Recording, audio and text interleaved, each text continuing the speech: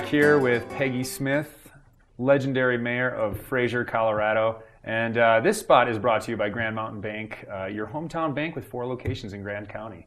So thanks for being our sponsor. And Peggy, thanks so much for being on the show with us. Well, thank you. So let's talk about just some excitement going on in the future. So what are some things that we have on the agenda that we're going to see? We talked a little bit about the environmental sustainability and kind of the projects that we're working on or towards. But one rumor I'd heard is that the 4-lane Highway 40 is going all the way to County Road 8 eventually, just over time. Is that still the plan? Well, that is the plan.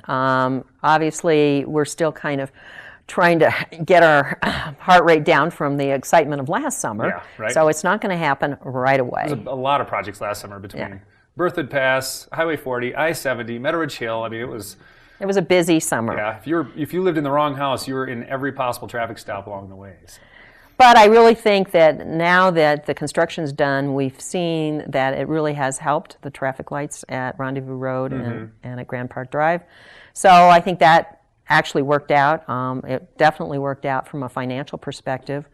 CDOT participated and came up with about $1.2 million for that. So there was a lot of money that came in to help. So that was huge. I mean, is there a kind of outline plan for this to be done in 10 years kind of thing, or not really? Is it not? Well, I think that CDOT does, after being up here and seeing the traffic situation, it's now on their radar, so that's a good thing. We are now working also on another study to to envision what we want to do in downtown Fraser and the impacts that we have with a highway running through our town, right. And how to make it more walkable and more vibrant community. There's more than just the cars going, yeah, exactly. And how to work with CDOT so that, it's a win-win for both of us. I know in the summertime, you'll see cars sometimes backed up all the way to Tabernash coming back from Grand Lake on a Sunday afternoon. And so I know that'll be a big goal, kind of going the other direction now to see if we can get traffic.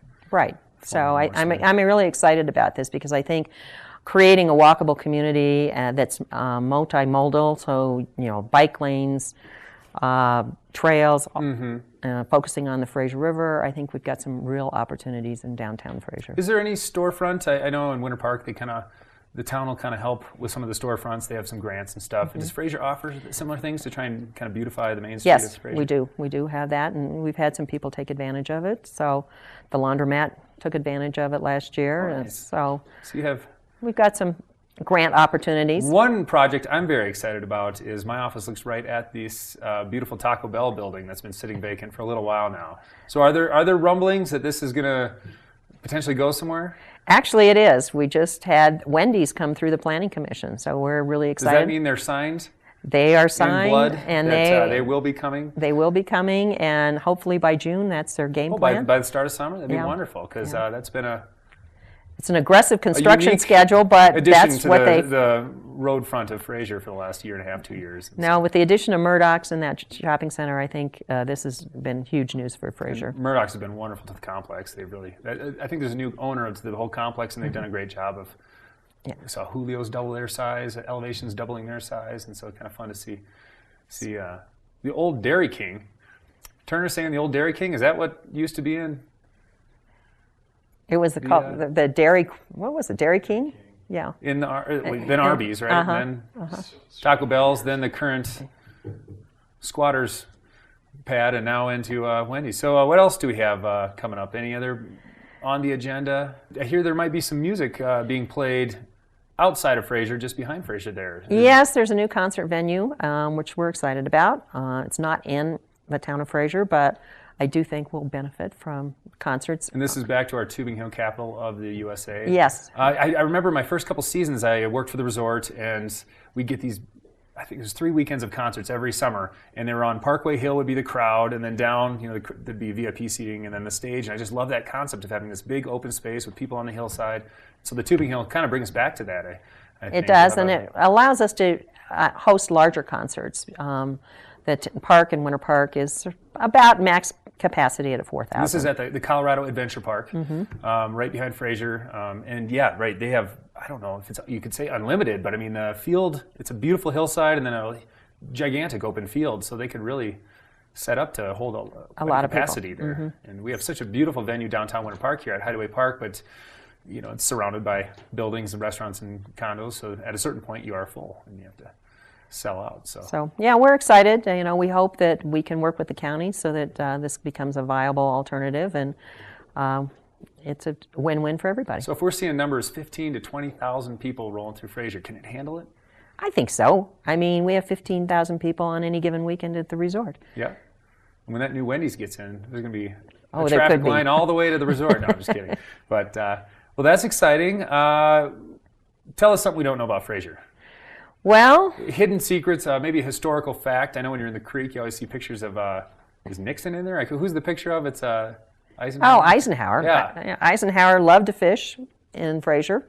So that's a fact that a lot of people don't know. So he's a Fraser River fisher. We used to have a prisoner of war camp in Fraser. A lot of people don't know that. So there is a lot of old history in Fraser. Highly recommend that you go to the Cousins Ranch Museum while you're here.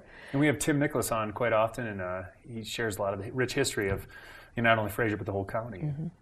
So it's an interesting community. A lot of logging, timber history, and the railroad.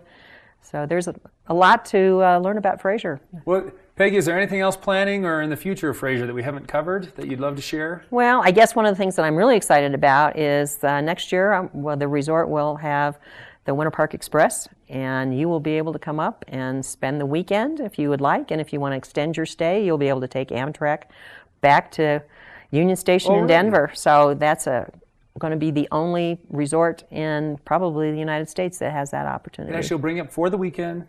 That's incredible. I didn't know that was coming in, so that'd be really exciting. So that's very exciting. And of course, the Amtrak, we didn't even touch on that, but what a great opportunity. You can take the Amtrak right into Fraser, and you got lodging, and you're skiing. And now that we have transit, you don't even need a car. Yeah, right, exactly. Year-round transit, so right, you come into Maine, you're not just standing at the train station for the next week. Yeah. But, well, Peggy, thanks so much for hanging out with us and coming on the show. Thank you for asking me to come. Yeah, I it's enjoyed always a pleasure to hear all the goings-on. There's just been it's been a lot of fun the last couple of years to see all the improvements and kind of progression that Fraser, Winter Park, and the whole county is making. So Peggy, we hope to have you back soon. Once again, big thanks to Grand Mountain Bank, your hometown bank. And with that, we'll take a break.